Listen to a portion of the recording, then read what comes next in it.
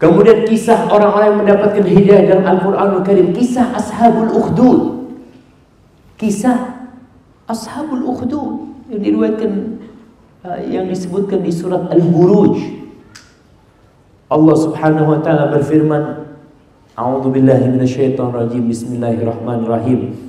Was-samaa'i dzatil buruj wal yawmil maw'ud wa syahidin wa mashhud qutila ashabul ukhdud an-nari dzatil waqud idhum 'alaiha qu'ud wa hum 'ala ma yaf'aluna bil mu'minina shuhud wa ma naqamu minhum illa an yu'minu billahil azizil hamid.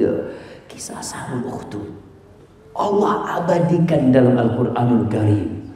Satu kampung yang dibakar di dalam parit. Kisahnya disebutkan dalam hadis-hadis yang sahih tentang kisah seorang raja yang dia punya penyihir, yang akhirnya penyihirnya udah tua. Raja itu ngomong, kirimlah bocah-bocah supaya belajar sihirku, karena aku udah tua. Akhirnya raja milih seseorang untuk berangkat. Dalam perjalanan itu, si anak ini melihat ada seorang pendeta rahib. Ya, lihat agamanya kayaknya bagus nih. Akhirnya dia belajar di situ. Lalu dia baru berangkat ke penyihir. Sampai penyihir dimarahin kenapa telat. Akhirnya besoknya seperti itu terus. Dikasih tahu sama pendetanya, gini aja, ente kalau berangkat ke penyihir, katakan keluargaku menahanku sehingga aku nggak bisa jalan. Kalau ente pulang dari penyihir menuju raja, katakan penyihir menahanku, aku nggak bisa pulang. Sampai kejadian suatu hari tatkala ada binatang yang besar di jalan yang menutupi jalan, lalu anak ini, bocah ini melempar dengan batu atau dengan sesuatu. Dia mau tanya, ya Allah, mana yang lebih baik, ilmunya penyihir atau ilmu itu pendeta?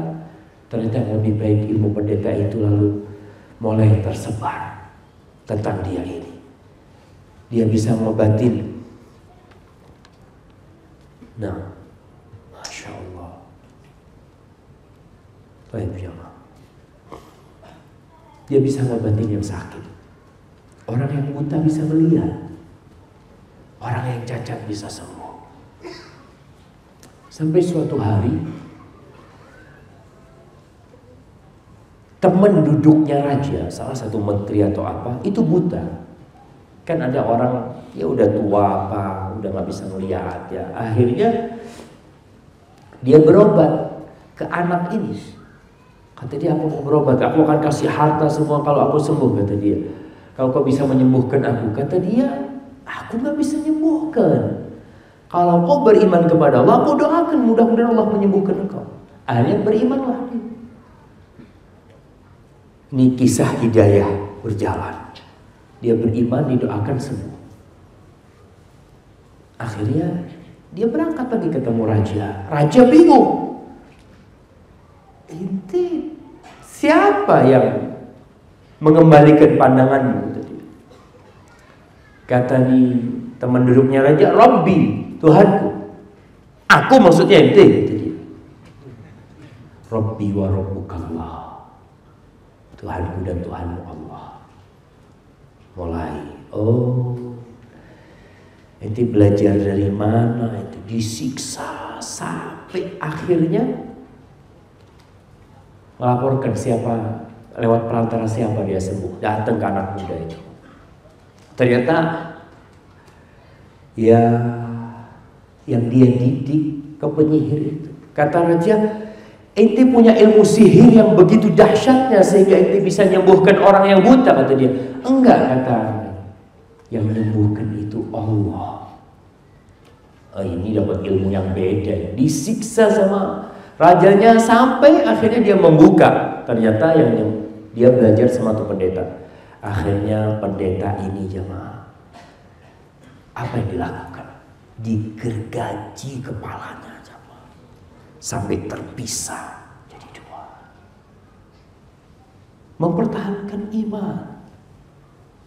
Lalu sang raja mengatakan kepada yang temannya itu juga dibunuh, teman duduknya. Kemudian tinggal anak muda ini. Dia ngomong sama pasukannya, "Nih anak muda ini kau bawa ke gunung. Kalau dia bersikeras tidak mau murtad, tidak mau keluar dari agamanya, lemparkan." Dibawa ke gunung sama pasukan raja. Di gunung anak ini berdoa, "Allahumma kfini biman syi'ta." Ya Allah, cukupkan aku dari mereka dengan siapa yang kau kehendaki. Akhirnya bumi itu bergetar, orang ini semuanya jatuh, balik dia ke raja. Dia tanya, "Mana pasukan yang membawa?" "Allah telah mencukupkan aku, menyelamatkan aku dari mereka." Dia ini dalam kondisi hendak berdakwah, jemaah. Dia nggak mau kabur. Dia tahu nyawaku cuma satu. Aku ingin berusaha berdakwah kepada orang-orang itu. Akhirnya dia suruh pasukan lain bawa ke laut. Naik perahu, lemparkan. Sampai sana dia juga berdoa, "Allahumma kfini biman syi'ta." Ya Allah, cukupkan aku dengan siapa yang kau kehendaki. Berbalik itu kapal, semuanya tenggelam, ini selamat. Menjumpai raja lagi. Lalu dia ngomong sama raja-raja, "Kau tidak akan bisa membunuhku kecuali engkau ikuti caraku." Gimana cara? Kau kumpulkan semua orang. Antum melihat kejadiannya mirip dengan kejadiannya Nabi Musa bersama Firaun. Kau kumpulkan orang-orang, rakyatmu kau kumpulkan, kemudian kau salib aku, lalu kau ambil anak panah dari tempatku, kau taruh di busurku, kemudian engkau panah aku sambil mengatakan Bismillahi Rabbil Ghulam, dengan nama Allah Tuhannya anak bocah ini, baru kau bisa membunuhku. Oh iya, yang ada di benak raja ini membunuh ini orang. Yang ada di benak tuh bocah berdakwah, nggak apa-apa, nyawaku habis nggak apa-apa. Yang penting orang tahu tentang kebenaran. Akhirnya disalib. Rajanya ambil, orang-orang pada melihat ini semua. Dia mengatakan Bismillahirrahmanirrahim. Mati. Ini mudah. Apa kata orang-orang di situ?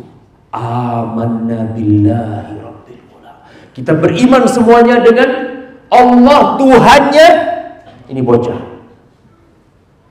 Akhirnya orang-orang pada, ya teman-temannya raja mengatakan, "Kau lihat, seorang-orang semua sudah beriman." Cukup mereka tahu keajaiban Allah, kalau hatinya bersih, insya Allah beriman. Cukup dia dengar, cukup dia melihat. Akhirnya sang raja ini membuat ukhdud. Ukhdud itu parit, jemaah. Yang disebutkan kejadian ini katanya di Yaman, ya, orang-orang Nasara Yaman, atau di tempat yang lainnya. Dia bikin parit, kemudian dibakar api di situ satu persatu. Yang nggak mau keluar dari agamanya dilemparkan ke api, jemaah. Banyak yang dilemparkan ke api. Mereka baru beriman.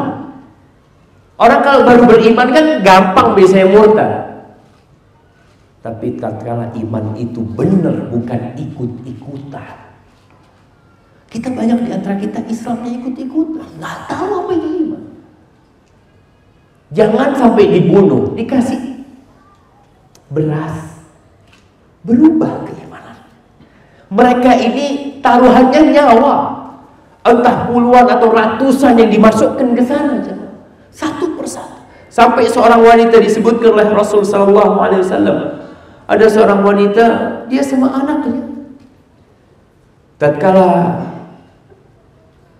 dia kesian sama anak, sang anak ini bisa berbicara, mengatakan, "Ya Ummah, Wahai ibunda, isbiri fa innaki alal haq.